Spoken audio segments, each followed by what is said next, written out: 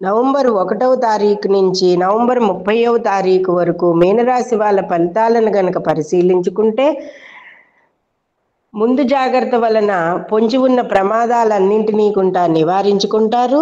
జాగ్రత్తలు తీసుకుంటూ ఉంటారు. బంధువులతోటి, స్నేహితుల మధ్య కూడా ఆనందకరమైన వాతావరణంతో గడుపుతారు. గొంతు నొప్పి, ఆస్తమా వంటి శ్వాసకోశ వ్యాధులు బారిన పడకుండా జాగ్రత్తలు తీసుకోండి. జ్వరము అలాంటివి ఏమీ రాకుండా ముందుగానే జాగ్రత్తలు తీసుకోండి. వృత్తి ఉద్యోగ విషయాల్లో సృజనాత్మకతో ప్రతి పనిని కూడా సులువుగా చేయగలుగుతారు. ఇతరులందరికీ కూడా ఆకర్షణగా, ఆదర్శంగా నిలబడతారు. మనోవికాసం కలిగి ఉంటుంది.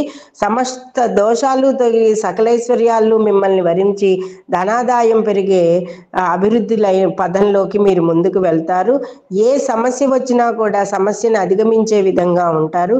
ముఖ్యంగా పూర్వభాద్ర నక్షత్రం వారు దత్తాత్రేయ పారాయణ చేయండి. ఉత్తరాభాద్ర నక్షత్రం వారు కాలభైరవ ఆరాధన చేయండి. రేవతి నక్షత్రం వారు లలితా సహస్రనామం, విష్ణు సహస్రనామాన్ని పారాయణ చేయండి. శ్రీలక్ష్మీనారాయణ హృదయాన్ని గనక పారాయణ చేసినట్లయితే సకల సమస్యలు తొలగుతాయి. సినీ కళాకారులకు, టెలివిజన్ కళాకారులకు, షేర్ మార్కెట్ వారికి, విద్యార్థులకు అందరికీ కూడా చాలా శుభయోగంగా ఉంది. మీరు త్వరలోనే మంచి స్థలాలను కానీ, ఇళ్లను కానీ కొనుగోలు చేసే వ్యవహారంలో ముందుకు సాగుతారు. అందులో సక్సెస్ అవుతారు, కూడా విజయం సాధిస్తారు.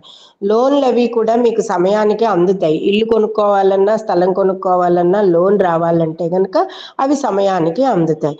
కాబట్టి ఈ మాసం అంతా కూడా శ్రీ లక్ష్మీనారాయణ హృదయాన్ని పారాయణ చేయండి.